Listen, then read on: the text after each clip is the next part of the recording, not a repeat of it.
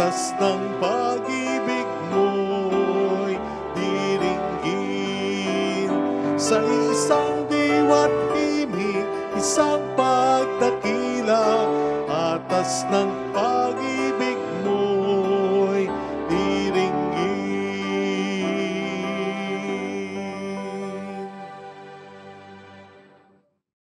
Sa ngalan ng Ama at ng Anak ng Espiritu Santo, Amen. sumainyo ang Panginoon. At sumayo rin. Ngayon po ay pinagdiriwang ng ating inang simbahan ang kapistahan ng Panginoong Hesukristo bilang walang hanggang at dakilang pare. Upang tayo maging marapat sa misang ito, halina't magsisimula para sa ating mga kasalanan at pagkukulang. Tayo pong lahat, inaamin ko sa makapangyarihang Diyos at sa inyo mga kapatid, na lubha akong nagkasala sa isip, sa salita at sa gawa, at sa aking pagkukulang. Kaya sinasamo ko sa mahal na Birheng Maria, sa lahat ng mga anghel at mga banal, at sa inyo mga kapatid, na ako'y panalangin sa Panginoong ating Diyos. Kaawaan tayo ng mapagmahal na Diyos, patawarin sa ating mga sala, at patnubayan hanggang sa buhay na walang hanggan. Amen.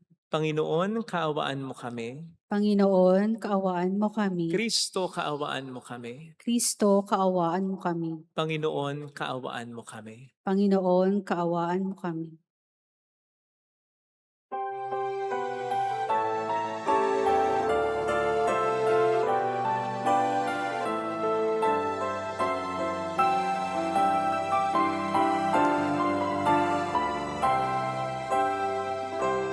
Luwalhati sa Diyos sa kaitaasan,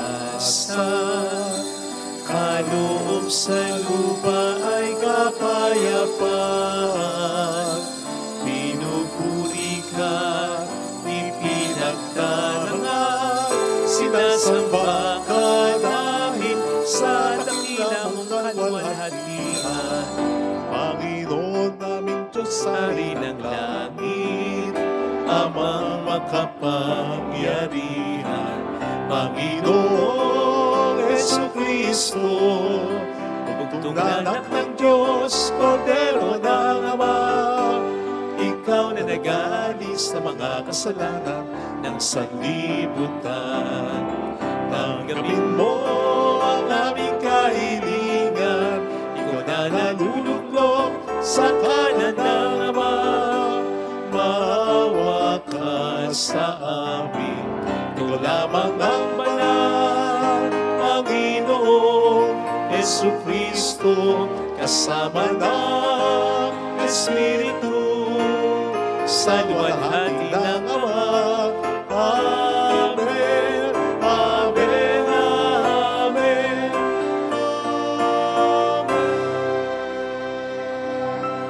Yumuko tayo, maaaring ibulong sa Panginoon ang ating intensyon. Magdasal natin ang mga tumutulong sa ating simbahan. Magdasal natin ang mga may sakit at ang mga nag-aalaga sa kanila. Magdasal natin ang mga nagpapamisa.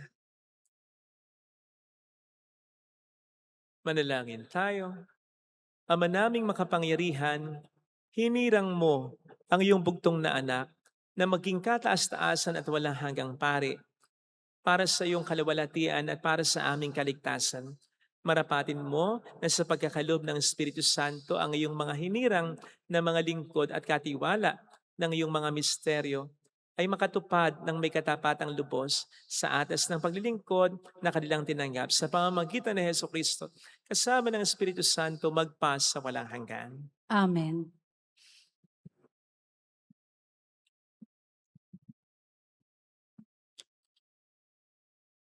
Ang salita ng Diyos mula sa sulat sa mga Hebreo. Mga kapatid, sapagkat ang dugo ng mga toro at ng mga kambing ay hindi makapapawi ng mga kasalanan. Dahil diyan, nang si Kristo'y manaog sa sanlibutan, sinabi niya sa Diyos, ang mga hain at handog ng mga hayop ay hindi mo ibig, kaya't inihanda mo ang aking katawan upang maging hain. Hindi mo kinalugdan ang mga handog na susunugin at ang mga handog dahil sa kasalanan. Kaya't aking sinabi, Narito ako, O Diyos, upang tupdin ang iyong kalooban, ayon sa nasusulat sa kasulatan tungkol sa akin. Sinabi mo na niya, hindi mo inibig o kinalugdan ang mga hain at handog sa mga hayop, mga handog na susunugin at mga handog dahil sa kasalanan. Bagamat ito'y inahandog ayon sa kautusan. Kaya sa kanya sinabi, narito ako upang tupdin ang iyong kalooban. Inalis ng Diyos ang unang handog na pinalitan ng handog ni Kristo. At dahil sa kanyang pagsunod sa kalooban ng Diyos, nilinis tayo ni Hesukristo sa ating mga kasalanan sa pamamagitan ng minsang paghahandog ng kanyang sarili, at iyo'y sapat na. Ang salita ng Diyos. Salamat sa Diyos. Handa akong naririto upang sundin ang loob mo. Handa akong naririto upang sundin ang loob mo. Ang mga panghandog, pati mga hain, hindi mo na ibig sa damba na dalhin, upang yaong salay iyong patawarin. Sa halip, ang iyong kaloob sa akin ay ang pandinig ko upang ikay dinggin. Handa akong naririto upang sundin ang loob mo. Kaya ang tugon ko, ako'y naririto, nasa kautusan ang mga turo mo. Ang nais kong sundi iyong kalooban, aking itatago sa puso ang aral. Handa akong naririto upang sundin ang loob mo. Ang pagliligtas mo'y ipinagsasabi, di ko inilihim sa aking sarili.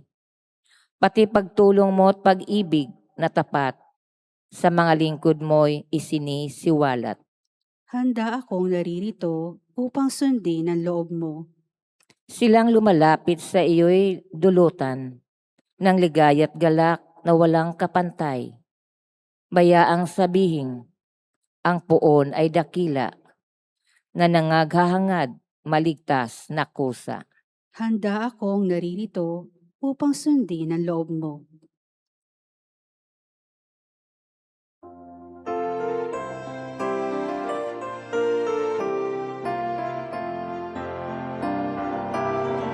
Alleluia, alleluia, alleluia.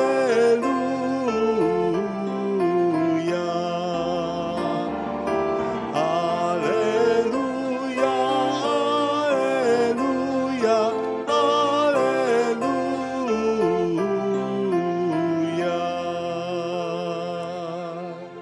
Sumainyo ang Panginoon. At sumaiyo rin. Ang mabuting balita po ng Panginoon ayon kay San Mateo. Papuri sa iyo, Panginoon. Noong panahong yon, isinama sila ni Jesus sa isang lugar na tinatawag na Getsemane. Sinabi niya sa kanyang mga alagad, dito muna kayo, mananalangin ako sa dako roon. Ngunit isinama niya si Pedro at ang dalawang anak ni Zebedeo. At nagsimulang mabagkabag at maghirap ang kanyang kalooban, sinabi niya sa kanila, ang puso ko'y tikib ng hapis na halos ikamatay ko. Maghintay kayo rito at makipagpuyat sa akin. Pagkalayo ng kaunti, nagpatira pa siya at nanalangin, Ama, kung maaari, ilayo mo sa akin ang kalis ng paghihirap na ito. Gayunman, huwag ang kalooban ko, kundi ang kalooban mo ang mangyari. Nagbalik siya at dinatnan niyang natutulog ang tatlong alagad. Sinabi niya kay Pedro, talaga bang hindi kayo makapagpuyat na kasama ko kahit isang oras man lamang? Magpuyat kayo at manalangin upang huwag kayong madaig ng tukso. Ang espiritu'y nakahanda, ngunit mahina ang laman. Muli siyang lumayo at nanalangin, Ama ko, kung hindi maaalis ang kalis na ito, nang hindi ko iinumin, mangyari ang iyong kalooban. Ang mabuting balita ng ating Panginoon. Pinupuri ka namin, Panginoong Hesukristo. Welcome sa Our Lady of Lazaret Quasay Parish, kung saan ayos lang pong umiyak At samahan tayo ng mahal na ina sa pag-iyak at sa pagdarasal upang maging maayos ang lahat. So ngayon nga po ay pinagdiriwang ng ating inang simbahan ang kapistahan ni Jesus bilang walang hanggan na dakilang pare. Isipin nga po ninyo kung meron pang titulong mas higit dito. Eternal na great pa. Walang hanggan na, dakila pa. Wala na. Ang dahilan ay sapagkat si Jesus ay Diyos talaga. Kaya sa pagiging pare o tagapamagitan ng Diyos at ng tao, wala nang dadaig, wala nang hihigit pa sa Kanya. Lalo pat dahil sa mismong pagsasakripisyo niya ng sarili niya, ay napaghugpong talaga niya ang nasira na relasyon ng Diyos at tao. Nasira ng kasalanan pero napanumbalik niya. Bukod pa sa ang ginawa niya ay sapat na, sobra-sobra pa nga. Kaya wala na tayong pupwedeng gawin upang ito ay dagdagan pa yung sakripisyong ginawa niya. Kasi wala na nga naman tayong maidadagdag pa at hindi naman din natin kaya na ito idagdagan pa kung sakali man ha. Ganon ka walang hanggan at kadakila si Kristo bilang pare at ang mga ginawa niya. Wala nang makahigit pa, wala ka nang hahanapin pa. Yun ang sinasabi sa ating unang pagbasa. Sabi dito, nilinis tayo ni Jesus sa ating mga kasalanan sa pamamagitan ng minsang paghahandog ng kanyang sarili at iyo'y sapat na. Gayunpaman sa ating ibanghelyong napakinggan, kung napansin po ninyo, sa kabila ng kanyang pagiging walang hanggan at dakila, hindi siya natakot ni nag-alangan na ipaalam sa kanyang mga alagad at sa Diyos ang kanyang labis na paghapis at pagkabagabag. Sa kanyang mga alagad na nakasaksi ng kanyang kapangyarihan sa salita at sa gawa, anong sabi niya? Ang puso ko'y tigib ng hapis na halos ikamatay ko. At sa kanyang ama na nalulugod sa kanya dahil sa lagi niyang pagsunod sa kalooban ng ama, anong sinabi niya? Kung maaari, ialis po sa akin ang kalis na paghihirap na ito. So hindi siya natakot ni hindi niya dininay ang kanyang labis na pagkabagabag. Kahit na po pwedeng ito'y maging dahilan ng pagbabago o pagbaba ng tingin ng iba sa kanya. Naalala ko tuloy yung pag-amin na ginawa ni Kuya Kim Atienza kung bakit ayaw na ayaw niyang sumasali sa mga game show na may question and answer. Dahil baka nga naman daw may itanong sa kanya na hindi niya masagot. Sabi niya ito, takot nga ako sumali sa mga game show eh. Maski yung Family Feud, talagang ilang pilit sa akin ni Dong bago ako sumali yan. Dahil natatakot ako. Dahil pag nagkamali ako, trending. Hindi pwede magkamali si Kuya Kim to expect you to be perfect all the time. I'm not perfect. I'm human. Kilala nga naman siya bilang trivia king na maraming alam. Kaya may pressure kung mananalo siya. Parang expected na. Pero kung matatalo siya, kung meron siyang mga tanong na hindi masasagot, pwede siyang mag-trending, mabash sa social media. May katwiran nga naman siya, lalong-lalo na sa mundong ito, na para sabihing magaling ka, dapat di ka nagkakamali. Para sabihing malakas ka, dapat kaya mo lahat. Na para sabihing matapang ka, dapat wala kang kinatatakutan. Na para sabihing masaya at fulfilled ka, dapat hindi ka umiiyak. Kaya marami ang takot na magkamali at nahihiya na ipakita ang mga kahinaan nila.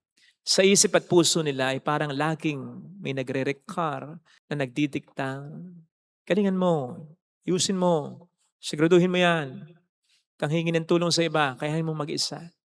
Kasi natatakot sila na bumaba ang tingin sa kanila ng iba.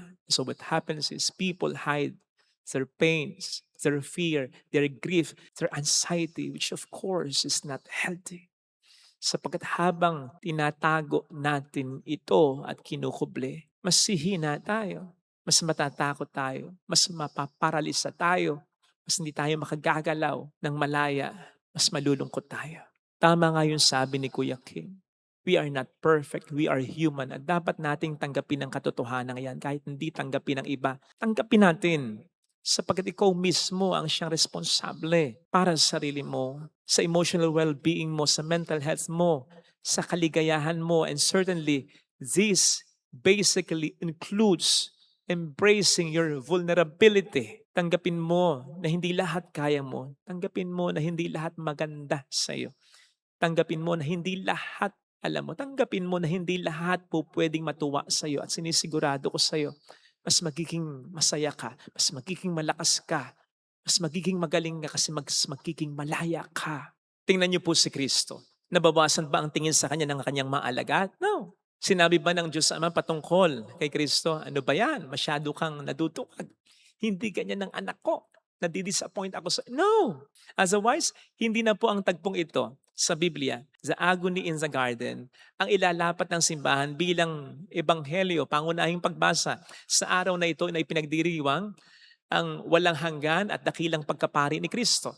So ito pa ang pinili na maging mabuting balita para sa araw na ito sapagkat yung pagiging honest dito ni Kristo sa kanyang mga disipulo, lalong-lalo na sa Diyos, ay hindi bumawas ng kahit konti, kundi nagpadagdag pa ng kanyang pagiging pare, ng kanyang pagiging walang hanggan at dakilang tagapamagitan ng Diyos at tao. Sabi nga po sa letter to the Hebrews kung saan din kinuha ang ating unang pagbasa, 4:15, "For we do not have a high priest who is unable to sympathize with our weakness, but one who in every way, in every respect, has been tempted as we are, yet without sin." Kaya walang hanggan at dakilang pagkapari ni Kristo sapagkat unang-una siya ay Diyos na totoo at naging tao rin namang totoo na naramdaman, naintindihan ang karanasan natin bilang mga tao liban sa kasalanan. And that's because Jesus embraced His weakness or our weaknesses. At yun ay naging parte ng kanyang greatness. Kaya sana mga kapatid, huwag tayong matakot na magkamali kung hindi naman natin intensyon. Huwag po tayong matakot na matalo kung binibigyan naman natin talaga ang ating best sa lahat ng pagkakataon. At huwag po tayong matakot ni mahiyang umiyak kung hindi na talaga natin kaya ang bigat ng sitwasyon.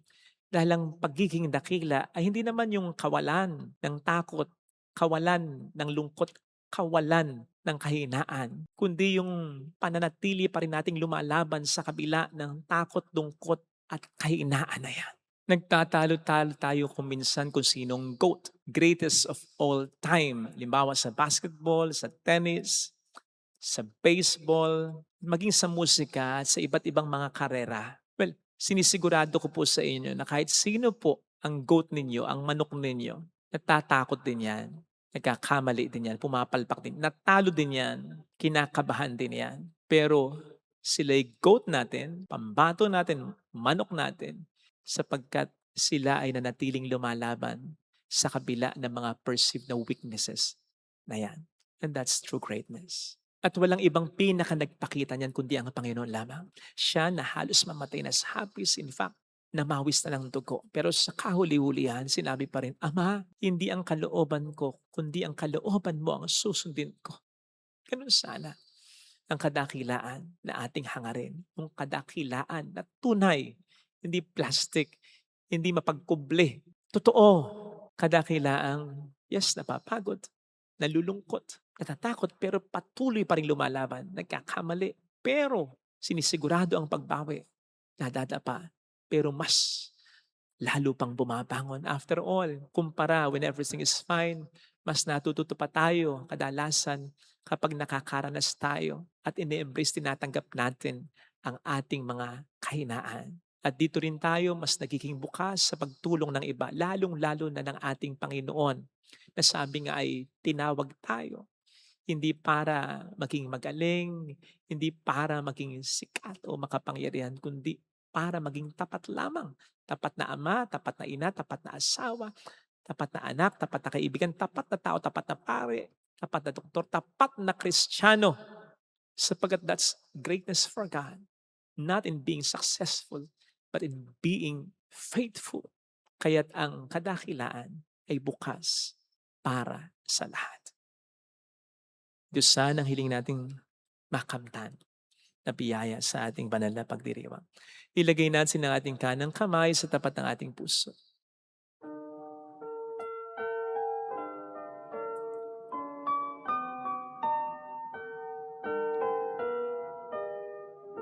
Alam kong may magagawa ang Diyos. Alam kong may magagawa Makapangyarihan siya. ang Diyos. Alam kong may magagawa ang Diyos. Alam kong may Walang imposible sa Kanya. magagawa ang Diyos. Kung ako'y magtatapat, Kung ako'y magtatapat Sa Kaniya'y maglilingkod. Sa Kanya'y maglilingkod. Alam kong may magagawa ang Diyos. Kung may magagawa ang Diyos. Alam kong diringgin ng Diyos ang samok, Alam kong sapagkat anak niya ako. diringgin ng Mahal niya Diyos ang samok ko. Alam kong diringgin ng Diyos ang samok ko. Alam kong diringgin ng Diyos ang samok ko. Kung ako'y magtatapat, Kung ako'y magtatapat sa Kaniya'y maglilingkod. sa Kanya'y maglilingkod. Alam kong diringgin ng Diyos ang samok ko. Diringgin ng Diyos Pumikit tayo. ang samok ko. Panginoon, tulungan mo po akong maging dakila ayon sa kalooban mo.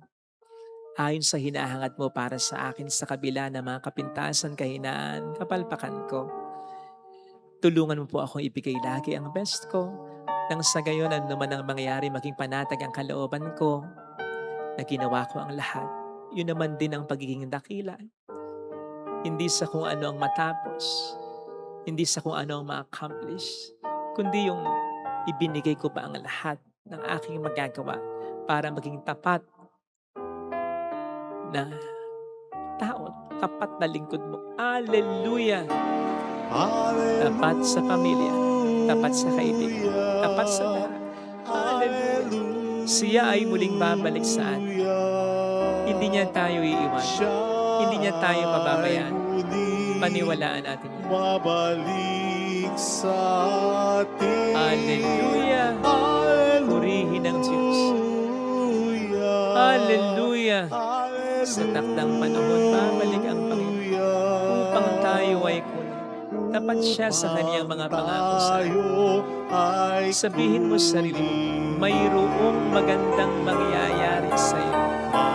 Higit pa sa inaasahan mo, sapagkat mahal ka ng Diyos, pakatandaan. Kung lalapit ka kay Jesus, maaaring matagal, maaaring maging mahirap, pero magiging maayos din ang lahat. Mayroong magandang mangyayari sa iyo. Mayroong magandang mangyayari sa iyo. Kung lalapit kay Jesus, Kung lalapit kay Jesus. papuri sa Ama at sa Anak sa Espiritu Santo. Kapara na sa unang-una, ngayon, magpakailanman at magpasawalang hanggan. Amen. Pag-aalay.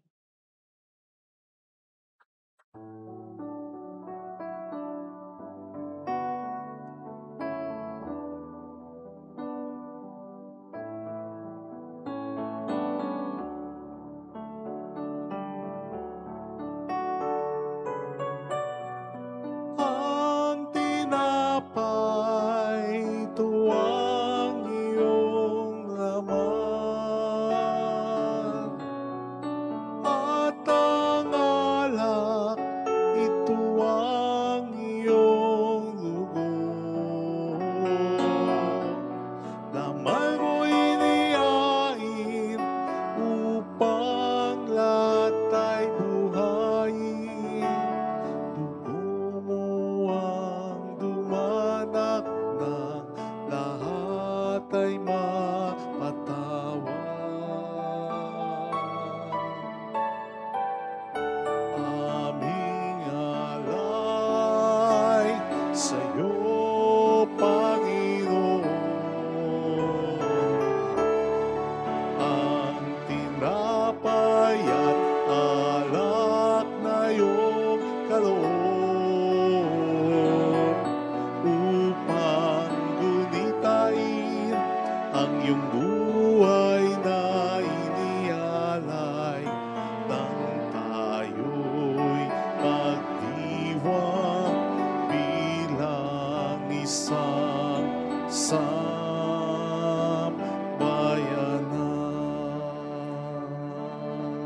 Manalangin tayo, pang ating handog ay maging kalugod-lugod sa Diyos Amang makapangyarihan.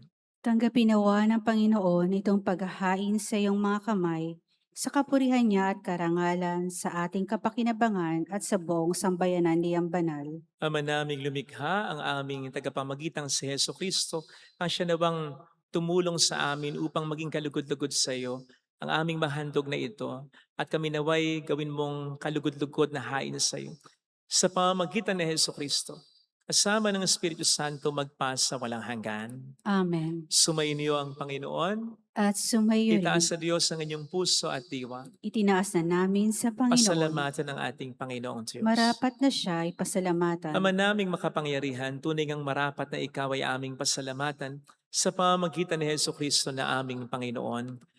Sa paglukob ng Espiritu Santo, ang iyong anak ay naging lingkod mo upang maihain ng bagong tipang walang hanggan at ang pagganap nito'y mapasa iyong sambayanan. Itinatampok niya kaming sambayanan mo upang kami makapaglingkod sa iyo. Ipinamana niya ang kanyang ginampanan sa mga hinirang at pinatungan ng mga kamay sa pagkasalo sa huling hapunan at paghahain ng anak mong muling nabuhay ay pinangunguluhan ng mga hinirang para magmalasakit sa iyong angkang. Dinudulutan ng salita mo at pagkaing bumubuhay. Kaya kaisa ng mga anghel na nagkisiawit ng papuri sa iyo ng walang humpay sa kalangitan, kami nagbubunyi sa iyong kadakilaan. Santo, Santo, Santo, Panginoong Diyos ng mga hukbo, napupuno ang langit at lupa ng kadakilaan mo, o sana sa kaitaasan. Pinagpala ang naparirito sa ngalan ng Panginoon, o sana sa kaitaasan. Ama naming banal, ikaw ang bukhal ng tanang kabanalan, kaya't sa pamamagitan ng iyong Espiritu gawin mong banal ang mga kaloob na ito upang para sa amin ay maging katawan at dugo ng aming Panginoong Heso Kristo. Bago niya pinagtiis ang kusang loob na maging handog, hinawakan niya ang tinapay, pinasalamatan kaniya, pinaghati-hati niya iyon. Iniabot sa kaniyang mga alagad at sinabi, "Tanggapin ninyong lahat ito at kanin. Ito ang aking katawan na ihahandog para sa inyo."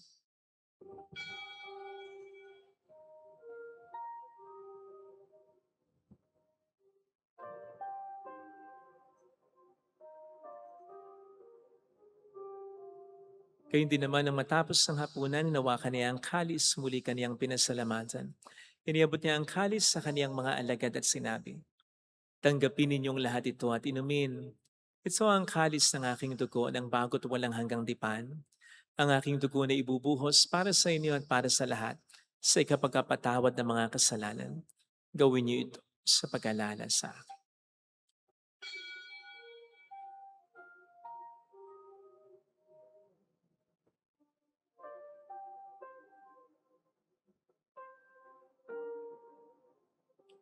Ang misteryo ng ating pananampalataya. Si Kristo'y namatay, si Kristo'y nabuhay, si Kristo'y babalik sa wakas ng panahon. Ama, ginagawa namin ngayon ang pag-alaala sa pagkamatay at muling pagkabuhay ng iyong anak. Kaya inialay namin sa iyong tinapay ng buhay at ang kalis ng kaligtasan. Kami nagpapasalamat dahil kami iyong minarapat na tumayo sa harap mo para maglingkod sa iyo. Sinasamo namin kami na magsasalo sa katawan at tugo ni Kristo ay mabuklod sa pagkakaisa sa pamamagitan ng Espiritu Santo. Ama, lingapin mo ang iyong simbang laganap sa buong daigdig. Puspusin mo kami sa pag-ibig. Kaysa ni Leon na aming Papa, Dennis na aming Obispo at ang Tanang Kaparian. Alalahanin mo ang mga kapatid naming nahimlay nang may pag-asang sila'y muling mabubuhay, lalo na ang aming ipagdarasal. Saglit nating ipagdasal ang ating mga kakilalang yumao. Kaawaan mo sila at patuloyin sa iyong kaliwanagan. Kaawaan mo at paging tapatin kaming lahat na makasalo sa iyong buhay na walang wakas. Kaysa ang mahal na birhen ng Lasalet ang ina ng Diyos. Isanuse ang kabiyak ng kanyang puso lahat ng mga banal na namuhay dito sa daigdig ng kalugod-lugod sa iyo. Maipagdiwang naman namin ang pagpupuri sa ikararangal mo sa pamamagitan ng iyong anak na aming Panginoong Jesucristo. Sa pamagitan ni Kristo, kasama niya at sa Kanya, ang lahat ng parangal papuri ay sa iyo, Diyos amang makapangyarihan, kasamang Espiritu Santo, magpasawalang hanggan.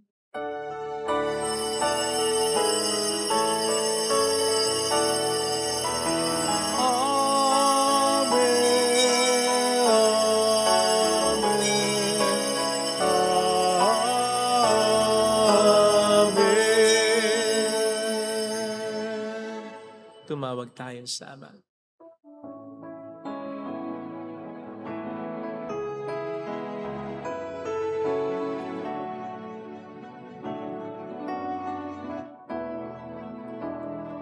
Ama namin, sumasalangit ka, sambahin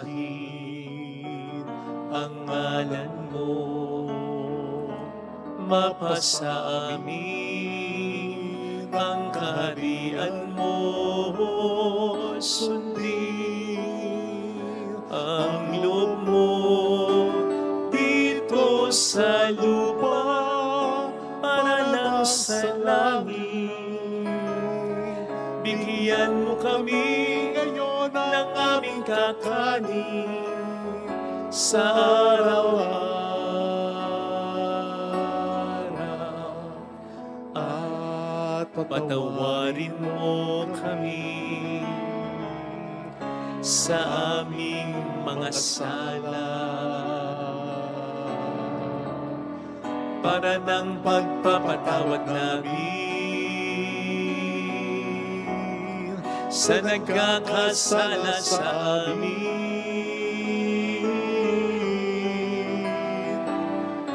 At huwag mo kami ipahintulot sa tukso,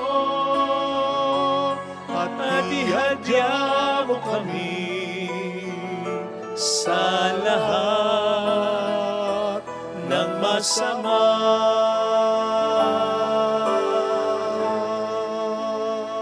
Iniling namin kami adya sa lahat ng masama, pagkalooban ng kapayapaan na araw-araw iligtas sa kasalanan, samantalang aming pinaghahandaan ang dakilang araw ng pagpapahayag ng tagapagligtas naming si Jesucristo. Sapagkat iyo ang kaharian, ang kapangyarihan at ang kapurihan magpakailanman. Amen. Panginoong Jesucristo, sinabi mo noon, sinasabi mo rin sa amin ngayon, kapayapaan ang iniiwan ko sa inyo, aking kapayapaan ang ibinibigay ko. Tunghayin mong aming pananampalataya, wag ang aming pagkakasala. Pagkalooban mo kami ng kapayapaan at pagkakaisayon sa iyong kalooban, kasama ang Espiritu Santo magpasa walang hanggan. Amen. Ang kapayapaan ng Panginoon ay sumainyo nawang lahat. At sumaiyo rin. Magbigayan tayo ng kapayapaan sa isa't isa. Kapayapaan po. Peace be with you. Kordero ng Diyos Na na nag-aalis nag-aalis ng mga kasalanan ng sanlibutan, maawa ka sa amin. Kordero ng Diyos na nag-aalis ng mga kasalanan ng sanlibutan, maawa ka sa amin. Kordero ng Diyos na nag-aalis ng mga kasalanan ng sanlibutan, ipagkaloob mo sa amin ang kapayapaan. Narito sa harap natin ng Panginoon ang ating buhay at kaligtasan. Mapalad tayong inaanayahan. Panginoon, hindi ako karapat-dapat na magpatuloy sa iyo, ngunit sa isang salita mo lamang ay gagaling na ako.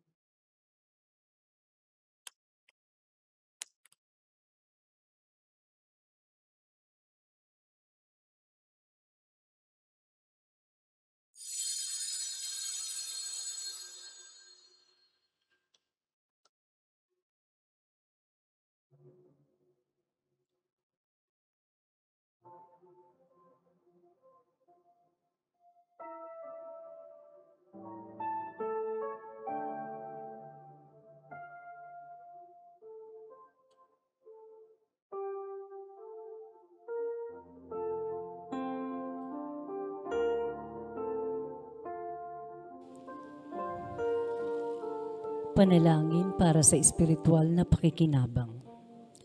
Panginoong Hesus, ako ay naniniwala na ikaw ay nasa kabanal-banalang sakramento. Iniibig kita ng higit sa lahat at ninanasa kong tanggapin ka sa aking kaluluwa. Sapagkat sa mga sandaling ito, hindi kita matatanggap sa sakramento. Tumuloy ka sa espiritu sa aking puso. Niyayakap kita na para bang naririto ka na. Inaalay ko ng buong buo ang aking sarili sa iyo. Huwag mong hayaang mawalay ako sa iyo. Amen.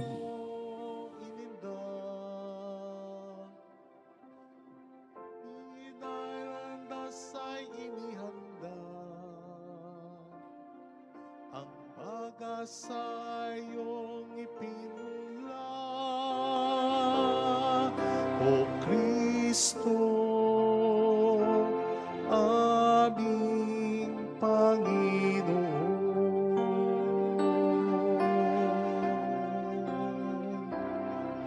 Pag-ibig mo'y panghabang panahon.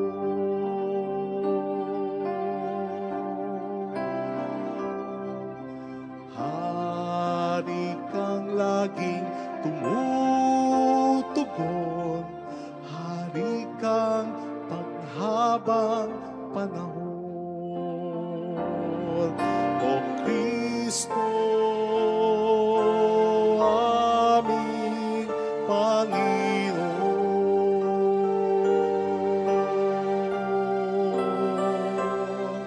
Pag-ibig mo'y panghabang panahon.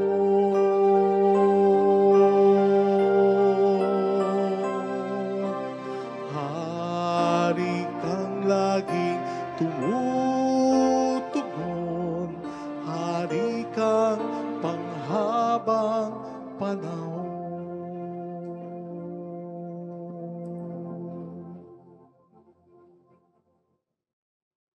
Manalangin tayo. Ama naming mapagmahal, magdulot nawa sa amin ng ibayong buhay, ang banal na paghahain na aming pinagdiwang at tinanggap, upang sa aming matibay na bigkis ng pagmamahal sa iyo, kami manatiling nagbubunga sa buhay na nagtatampok sa amin, sa buhay na walang hanggan. Sa pamamagitan ni Jesucristo, kasama po ang Espiritu Santo magpasa walang hanggan. Amen. Holy God, Holy Mighty One, Holy Immortal One. Have mercy on us and on the whole world. Holy God, Holy Mighty One, Holy Immortal One. Have mercy on us and on the whole world. Holy God, Holy Mighty One, Holy Immortal One. Have mercy on us and on the whole world. Jesus, King of Mercy, We trust in you. alalahanin Alalahanin ng mahal na Birhen ng Lazaret, ina ng pag-asa. Ikaw ang nagpaalala sa aming magbalik loob sa Ama. Ito ang nagpapatunay ng kagandahang loob mo'y nananatiling busilak. Sa pag-aaruga mo sa amin, tungkulin mo'y tinupad. Sa paanan ni Kristo'y itinuring mo kami mga tunay mong anak. Kaya ninais mong ni Israel huwag mapahamak. Maging sa iyong walang tigil na pananalangin, pati luhay pumatak. Huwag namang mawala ng saysay ang iyong paghihirap. Hiling nawa namin sa iyo o aming inaliyag, na matapos ang pakikibaka namin sa mundong ito at sa pananatili naming tapat kay Kristo, sa kapurihan mo'y makibahagi kami ganap, upang kung nasaan ka ngayon ay maparoon din kaming lahat, at ang kaganapan ng kalwalatian ng Diyos Amay tuluyang matupad siya nawa. Mahal na Birhen ng Lazaret, kapag kasundo ng mga makasalanan. Ipanalangin mong walang patid kami mga dumudulog sa iyo. Marami pong salamat sa inyong pakikiisa at sa mga tulong na pinipigay po ninyo. Nagiging dahilan para marami din po tayong matulungan. Salamat po sa pagtulong po ninyo sa pagiging pari ko. Salamat po sa tiwala ninyo. Thank you. Lagi naman po naming dinarasal at personal ko rin pong dinarasal na ang Diyos na po ang bahalang magsukli sa kabutihan ninyo. Salamat po talaga. Sumainyo ang Panginoon. At sumayo rin. Pagpalain kayo kasama ang ating pamilya na mapagmahal na Diyos ng Ama at ng Anak ng Espiritu Santo. Amen. Umayo tayo sa kapayapaan ni Kristo. Salamat sa Thank Diyos. you rin po.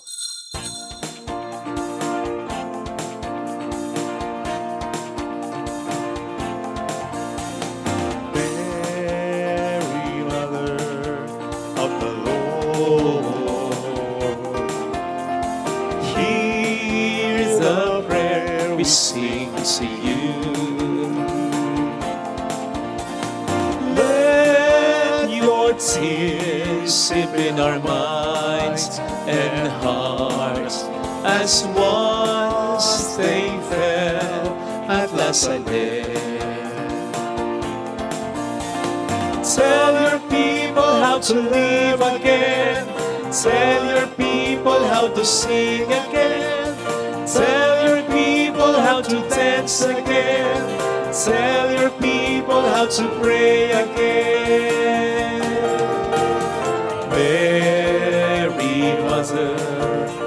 the Lord. Hear the prayer we sing to you. Let your tears in our minds and hearts, as once they fell at last silent.